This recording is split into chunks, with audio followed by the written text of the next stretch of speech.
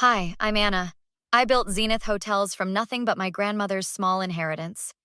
15 years later, we've got 11 luxury properties nationwide. Not bad for a girl from Southside Chicago who everyone said wouldn't make it. My phone buzzed as my town car approached our newest Atlanta location. Quarterly numbers just came in. We're up 18% from last year. Thanks, Marcus. You're always on top of things. My assistant was worth his weight in gold. Is Sophia already there? Yeah, handling supplier issues. Said she's got it under control. I smiled, thinking about my business partner. When I couldn't make payroll that first year, Sophia wrote a personal check to cover it. That's loyalty you can't buy. Drop me off at the side entrance. No announcement.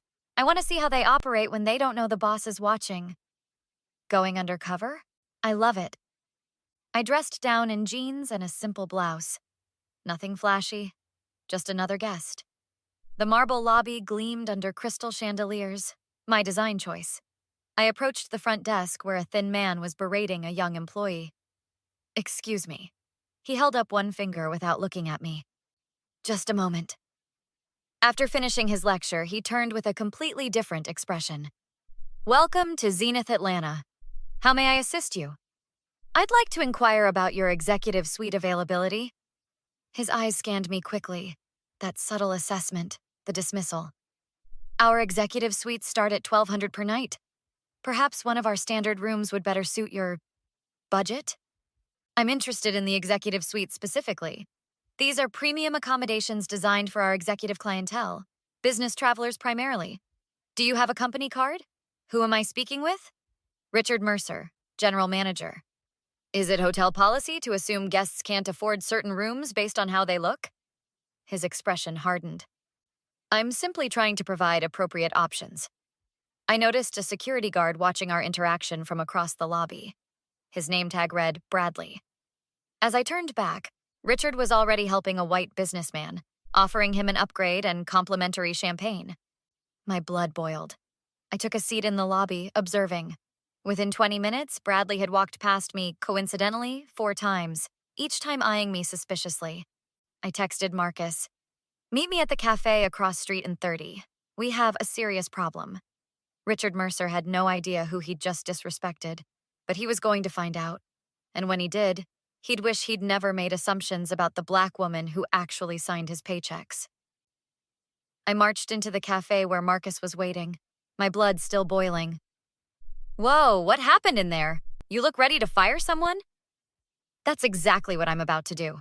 The GM Richard just profiled me. Then their head of security Bradley followed me around like I was about to steal the silverware. Marcus whistled low. In your own hotel? That's messed up. I need everything you can find on Richard Mercer. Previous employment, complaints, everything. 2 days later, we were in my downtown office reviewing what Marcus had uncovered. The picture wasn't pretty. 3 complaints of racial discrimination at his last job, all mysteriously dropped. And check this out. He left the Ritz right when they started an internal investigation. I scrolled through the documents. How did we miss this in his background check? Someone scrubbed his record clean? Professional job, too. I pulled up security footage from our Atlanta location, watching Richard's interactions with guests and staff. Clear pattern. White guests got the red carpet, minorities got the side eye. Look at this. Marcus pointed to footage of Richard meeting someone in the hotel bar after hours. Isn't that Vanessa Cole? My stomach dropped. Vanessa owned Elysium Hotels, our biggest competitor. What's he doing meeting her?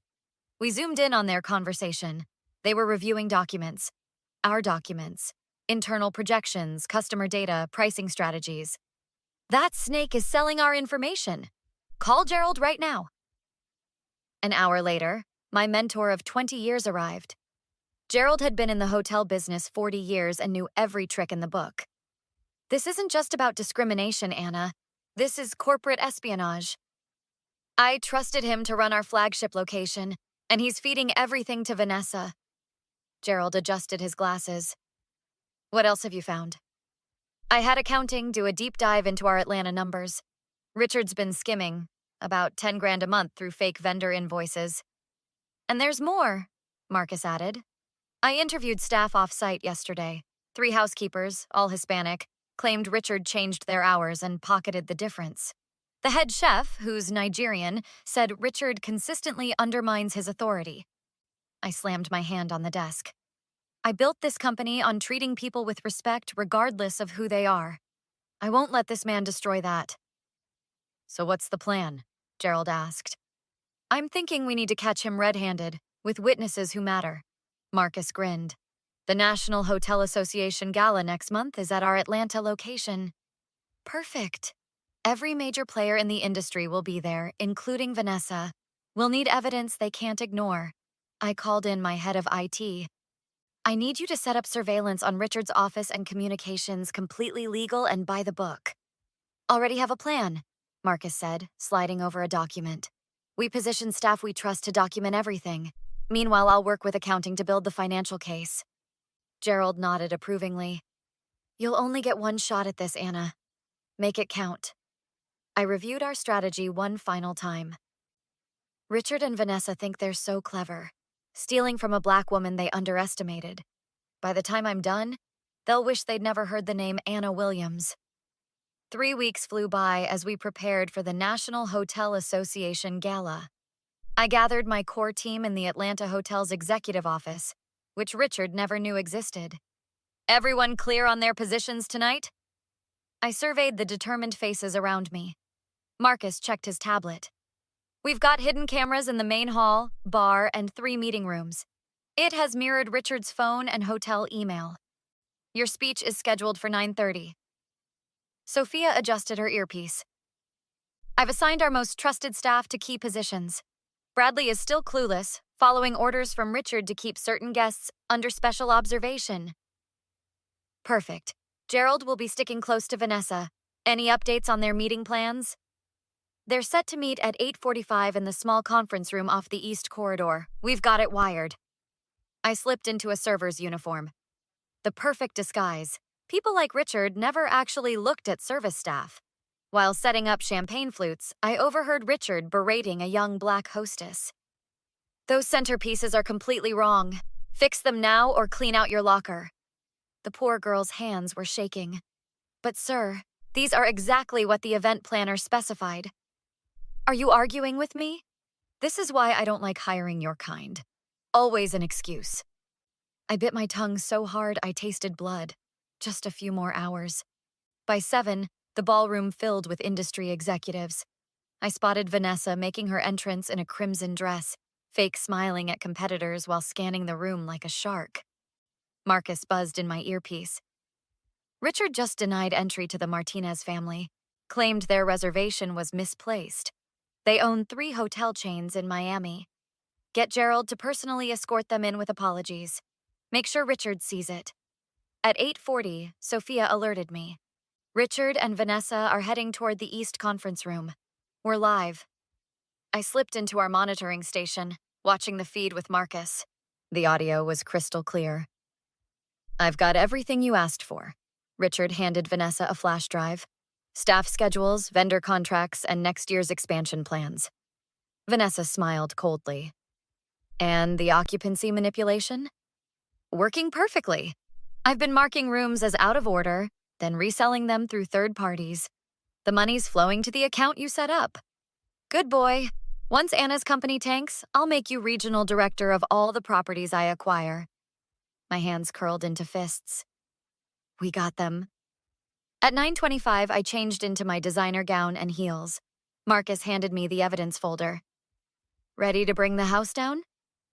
I nodded, watching Richard laughing with investors, completely oblivious to what was coming. The association president approached the microphone. And now I'd like to introduce our keynote speaker, the visionary behind Zenith Hotels, Anna Williams. As I walked toward the stage, I locked eyes with Richard.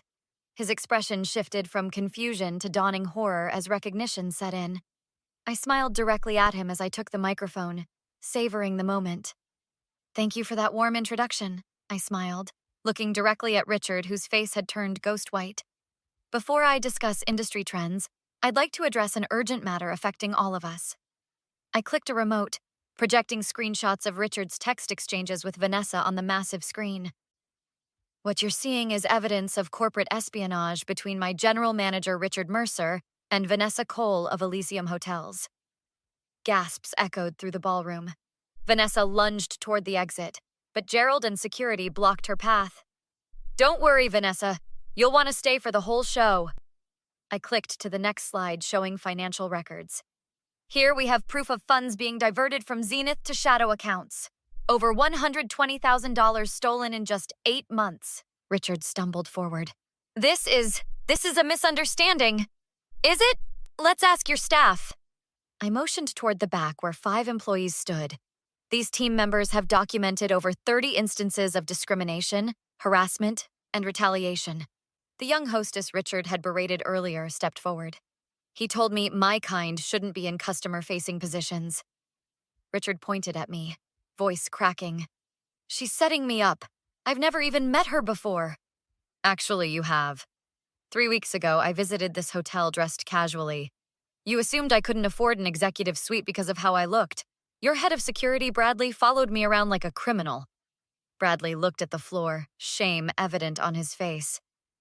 While investigating that incident, we discovered your arrangement with Vanessa. Did you really think I built this company from nothing without learning to spot snakes?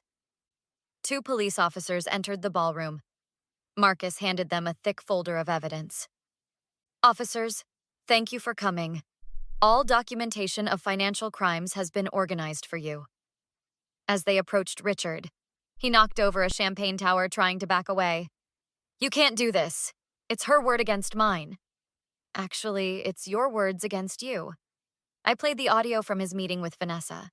His confession to marking rooms as out of order and reselling them echoed through the silent room. The officers handcuffed Richard while Vanessa was escorted to another patrol car outside. Later that evening, after the chaos settled, I addressed the remaining guests and staff. What happened here reflects a sickness in our industry that we must cure.